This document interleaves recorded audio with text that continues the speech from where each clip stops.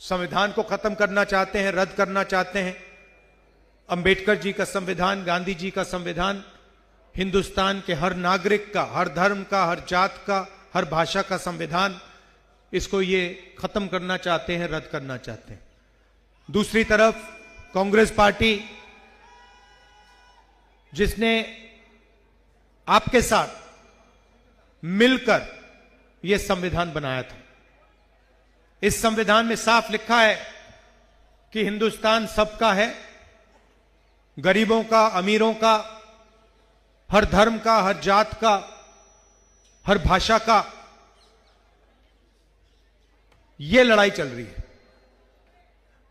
जहां भी हम देखते हैं बीजेपी, आरएसएस के लोग भाई को भाई से लड़ाते हैं, एक धर्म को दूसरे धर्म से, एक जात को दूसरी जात से, एक भाषा को दूसरी भाषा से।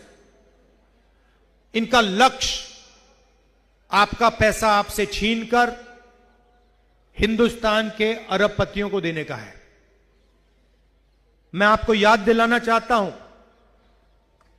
कि नरेंद्र मोदी जी ने हिंदुस्तान के 25 सबसे अमीर लोगों का 16 लाख करोड़ रुपया कर्जा माफ किया है।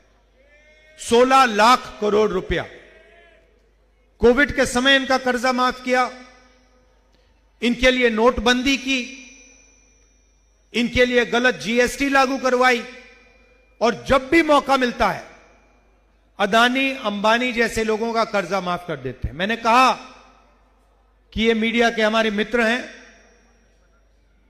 मगर ये मित्र नहीं है, ये जनता के मित्र नहीं है। ये 24 घंटा अंबानी जी की शादी दिखा देंगे, मोदी जी का चेहरा दिखा देंगे, मगर दिल्ली की जो हालत है, गरीबों की जो हालत है, महंगाई, बेरोजगारी, किसानों की हालत, इसके बारे में ये 1 मिनट आपको टीवी पे नहीं दिखाएंगे। औजार ये उनके हैं, मीडिया वाले अंबानी, अदानी के औजार हैं, मोदी जी के औजार हैं, और इनका काम आपके ध्यान को इधर उधर करने का है। आपके सामने सच्चे मुद्दे हैं, आपको रोज दिखते हैं। महंगाई, बेरोजगारी, पोल्यूशन, पीने का पानी नहीं मिलता है, ये आपके मुद्दे हैं। मगर ये मीडिया वाले, नरेंद्र मोदी जी, इन मुद्दों के बारे में आपको कभी नहीं बताएंगे। रोजगार देश में स्मॉल और मीडियम बिजनेस वाले देते हैं। ये अरबपति जो हैं, चाहे अंबानी हो, अदानी हो, ये रोजगार नहीं देते हैं। इनकी हजारों लाखों करोड़ रुपए की कंपनी होती है, मगर इन कंपनियों में बहुत कम लोगों को रोजगार मिलता है। रोजगार छोटे बिजनेस वाले, छोटे व्यापारी, स्मॉल मीडियम बिजनेस वाले, ये रोजगार देते हैं और ये इनोवेशन भी करते हैं। इनको मारने का हथियार नोटबंदी और फिर जीएसटी। नरेंद्र मोदी जी ने हिंदुस्तान के सारे जो स्मॉल एंड मीडियम बिजनेसेस हैं, उनको खत्म किया है, नोटबंदी करके और गलत जीएसटी लगाकर। अलग अलग बैंड्स हैं, 5 अलग अलग बैंड्स हैं, अलग अलग टैक्स है। छोटा व्यापारी पर पूरा का पूरा जीएसटी का बोझ पड़ता है। अदानी, अंबानी जी, जितने भी उनको अकाउंटेंट्स चाहिए वो अकाउंटेंट्स ले आते हैं, जीएसटी से उनको नुकसान नहीं होता। छोटे व्यापारी खत्म होते हैं। और नतीजा क्या आया है? नतीजा यह है कि छोटे व्यापारी जैसे ही खत्म हुए, स्मॉल और मीडियम बिजनेसेस जैसे ही खत्म हुए, वैसे हिंदुस्तान की जनता को रोजगार खत्म हो गया। आज हिंदुस्तान में 50 साल से सबसे ज्यादा बेरोजगारी है। मीडिया में आपको बताएंगे नहीं, मगर आपको दिख रहा है। आपके बच्चे इंजीनियरिंग पढ़ते हैं, मेडिकल पढ़ते हैं, आपका पैसा जाता है। सरकारी कॉलेजेस यूनिवर्सिटीज तो है नहीं, प्राइवेट यूनिवर्सिटीज और कॉलेजेस में आपका लाखों रुपए जाता है। कुछ टाइम पहले मैं दिल्ली रेलवे स्टेशन में था, एक युवा मेरे पास आया, लाल शर्ट पहनी हुई थी, कुली का काम कर रहा था। मैंने पूछा क्या पढ़े हो तुम? मुझे कहता है राहुल जी आप यकीन नहीं करोगे, मैं सिविल इंजीनियर हूं। लाखों रुपए मेरे पिता ने मेरी शिक्षा के लिए दिए प्राइवेट यूनिवर्सिटी में, मैं सिविल इंजीनियर बना। और सच्चाई यह है कि मेरे सारे के सारे सपने खत्म हो गए, मैं कुली का काम कर रहा हूं। वो अकेला नहीं है। हिंदुस्तान में लाखों युवा हैं, करोड़ों में भी हो सकते हैं, जिन्होंने यूनिवर्सिटी डिग्री ली है। आपके बच्चे हैं, यूनिवर्सिटी डिग्री ली है, कॉलेज में ग्रेजुएशन किया है, लॉयर की डिग्री है, मगर बेरोजगार घूम रहे हैं, मजदूरी तक कर रहे हैं। यह हिंदुस्तान की रियलिटी है, सच्चाई है। और इसका कारण है कि नरेंद्र मोदी जी ने 20-25 अरबपतियों को हिंदुस्तान का पूरा धन पकड़ा दिया है। आप अगर बैंक लोन लेने जाओ, आपको बैंक लोन नहीं मिलेगा, बैंक से बाहर कर देंगे आपको। मगर अदानी, अंबानी लाखों करोड़ रुपए के बैंक लोन ले सकते हैं, 1 सेकंड में ले सकते हैं। और अगर वो बैंक लोन वापस नहीं देते हैं तो उनका बैंक लोन माफ हो जाता है। ये सच्चाई है। तो हो क्या रहा है? आप जीएसटी देते हो, जितनी जीएसटी आप देते हो, मान लो आपने शर्ट खरीदी, जितनी जीएसटी आप देते हो उतनी ही जीएसटी अदानी देता है। अगर वो वही शर्ट अदानी खरीदे, उतनी ही जीएसटी अदानी देगा। उसकी आमदनी लाखों करोड़ रुपए, आपकी आमदनी हजारों में, मगर जितनी जीएसटी वो देता है उतनी आप देते हो। आज बजट पास हुआ, पेश हुआ, उसमें आप देखिए बजट का पूरा का पूरा लक्ष्य 25 लोगों को फायदा पहुंचाने का। आपको थोड़ा सा दे देंगे, कह देंगे भैया ये लो थोड़ा सा टैक्स माफ कर लेंगे। मगर अगर आप बजट का लक्ष्य देखेंगे तो हिंदुस्तान का धन 20-25 अरबपतियों को देने का है। हिंदुस्तान में 50% पिछड़ा वर्ग है, 15% दलित है, 8% आदिवासी, 15% माइनॉरिटी और मान लो 5% गरीब जनरल कास्ट के लोग। प्राइवेट अस्पतालों के मालिक देखो, प्राइवेट कॉलेजेस यूनिवर्सिटीज के मालिक देखो, बड़ी बड़ी कंपनियों के मालिक देखो, बड़े बड़े जजेस की लिस्ट निकालो और मुझे दिखा दो पिछड़े वर्ग के कौन हैं, दलित कौन है, आदिवासी माइनॉरिटीज के कौन है, गरीब जनरल कास्ट के कितने हैं। वही चुने हुए लोग हैं, उनके मित्र हैं, वो सब उनको मिलता रहता है।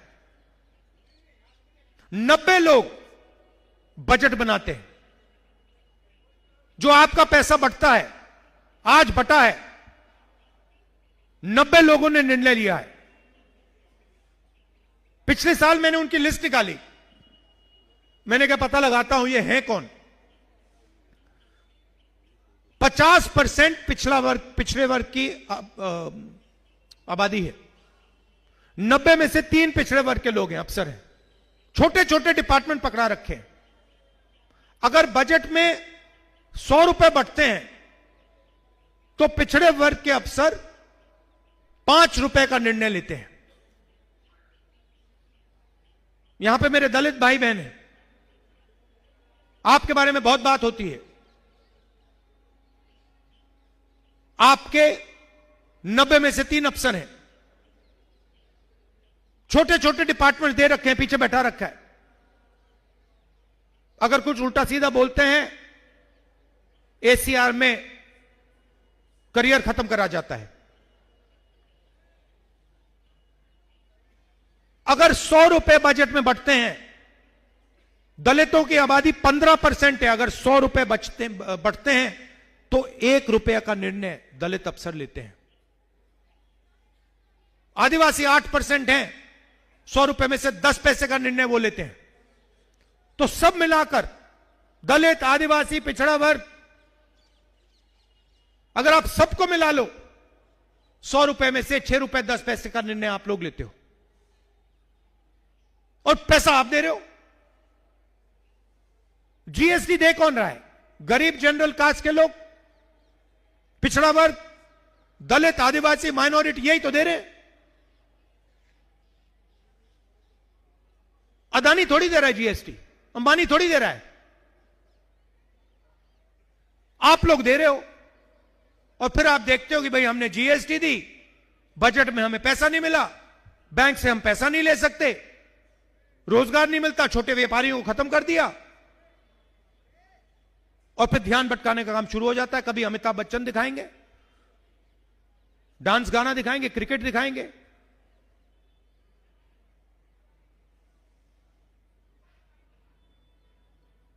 कुंभ मेला में धूमधाम से दिखा रहे थे, वहां पे स्टैम्पीड हुआ, लोग मरे। आज तक देश को नहीं बता रहे यहां कितने लोग मरे हैं। तो इनके लिए सारा का सारा जो भी ये करते हैं, अदानी और अंबानी को मदद करने के लिए करते हैं। राम मंदिर का इनॉग्रेशन था, आपने देखा, आपने अपनी आंखों से देखा। मुझे आप बताओ, जब राम मंदिर का इनॉग्रेशन हो रहा था, आपने किसी गरीब व्यक्ति को वहां देखा? किसान को देखा? मजदूर को देखा? अदानी देखा आपने, अमिताभ बच्चन देखा, अंबानी देखा, पूरी लाइन देखी आपने उनकी। और फिर मोहन भगवत कहते हैं कि 15 अगस्त 1947 को हमें आजादी नहीं मिली, आजादी अब मिली है। मोहन भगवत का कहना है कि आजादी तो मोदी जी के आने के बाद मिली है। यह सीधा संविधान पर आक्रमण है। अगर 1947 में आजादी नहीं मिली तो फिर इस किताब का क्या मतलब है? तो यही हो रहा है। और बीच में केजरीवाल जी आ गए, विचारधारा की लड़ाई चल रही है कांग्रेस बीजेपी के बीच में केजरीवाल जी आए, खंबे पे चढ़ गए।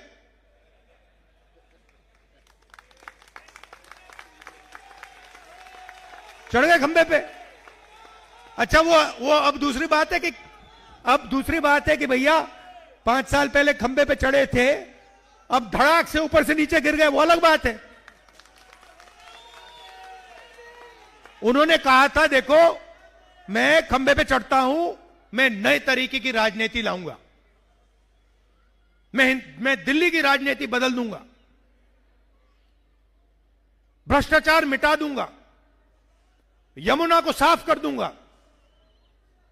पोल्यूशन हटा दूंगा, मोदी को माफ कर दूंगा। हुआ क्या? सबसे बड़ा भ्रष्टाचार, शराब का स्कैम किया सिसोदिया जी और केजरीवाल जी, सबके सामने। करोड़ों रुपए इन्होंने आपसे चोरी किए हैं। नई राजनीति, वायदा था नई राजनीति का, आए और करोड़ों रुपए आपसे भ्रष्टाचार करके चोरी किया। 5 साल पहले कह रहे थे मैं यमुना जी में जाके नहाऊंगा, यमुना जी का पानी पीऊंगा। मैं तो उनसे कह रहा हूं भैया यमुना जी को छोड़ दो, दिल्ली का पानी पी के दिखा दो, बीमार हो जाओगे। कहा था छोटी छोटी गाड़ी में घूमते थे, कौन सी थी भैया वो, आल्टो क्या थी, वैगनार, वैगनार मैं भूल जाता हूं, वैगनार गाड़ी थी छोटी सी। वो वैगनार गाड़ी को लेकर सीधा शीश महल में घुस गया, अंदर दरवाजा बंद कर दिया पीछे से। करोड़ों रुपए का घर, सारी की सारी एमिनिटीज, ऑटोमेटिक दरवाजे,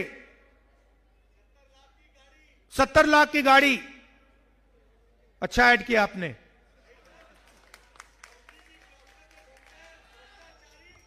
अच्छा फिर उन्होंने अपनी टीम की लिस्ट दिखाई, नाम पढ़ लेता हूं मैं।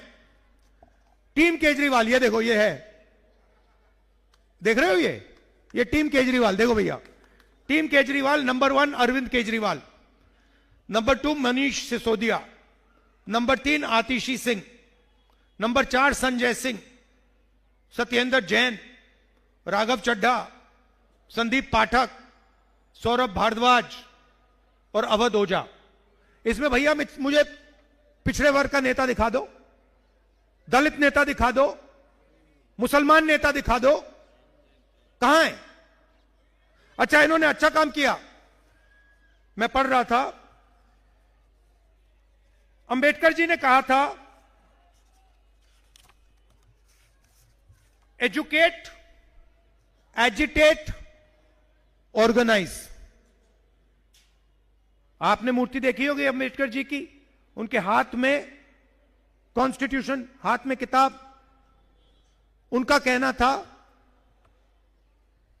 कि हिंदुस्तान के लिए सबसे जरूरी चीज शिक्षा है, और दलितों से उन्होंने कहा कि आपको शिक्षित होना चाहिए। अब दलित विरोधी केजरीवाल जी ने क्या किया मैं आपको बताता हूं। उन्होंने आपको बताया कि दलितों के लिए हम स्कॉलरशिप ला रहे हैं। स्कॉलरशिप कितने की दी? 25 लाख रुपए की, 25 लाख रुपए स्कॉलरशिप में दिए बस। और एडवर्टाइजिंग कितने की 25 करोड़ की। मतलब 25 लाख आपको दिए और फिर मीडिया को 25 करोड़ रुपए दे दिए एडवर्टाइजिंग करने के लिए। यह है केजरीवाल जी।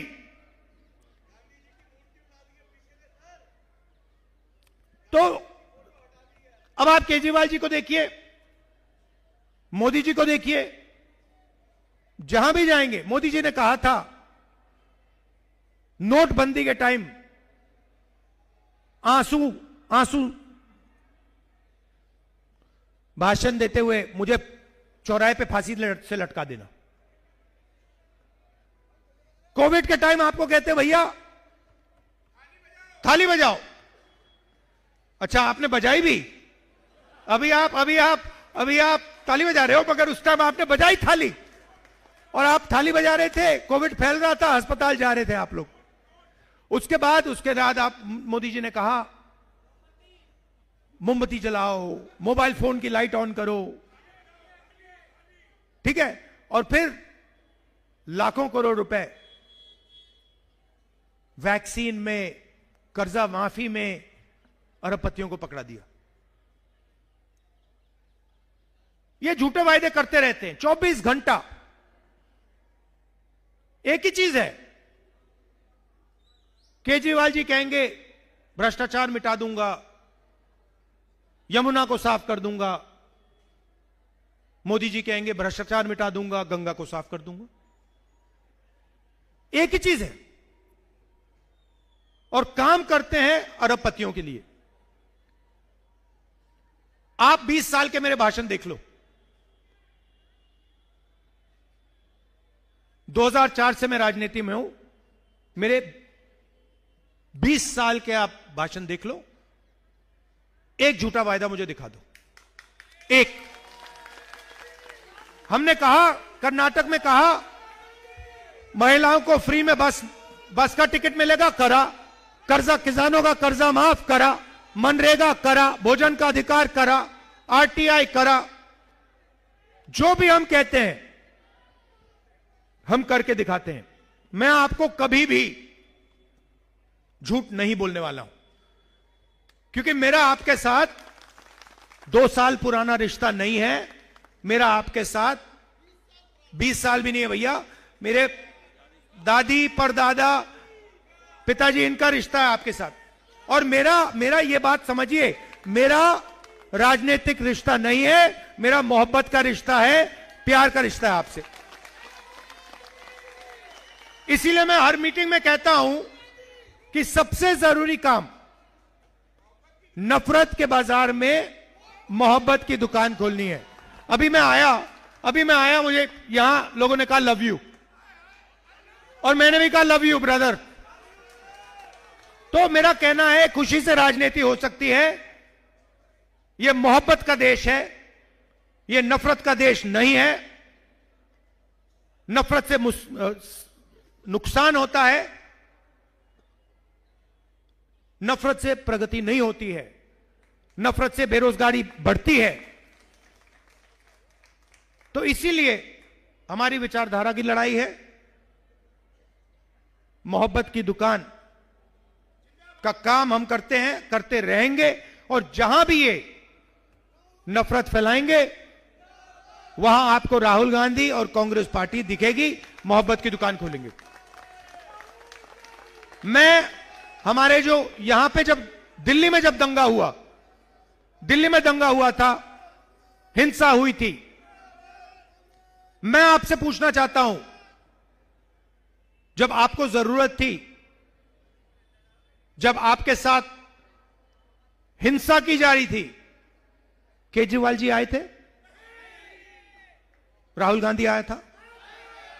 बस ये बात याद रखिए। हम 4000 किलोमीटर देश में नफरत को मिटाने के लिए, भाईचारे के लिए,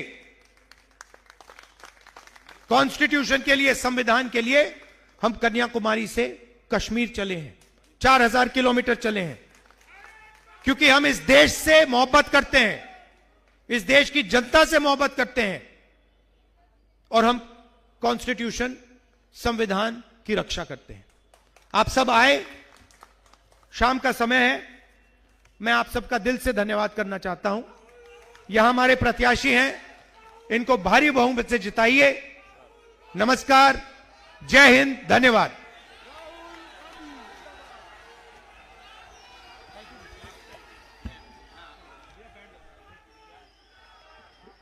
आदरणीय लाखों दिलों की धड़कन और हम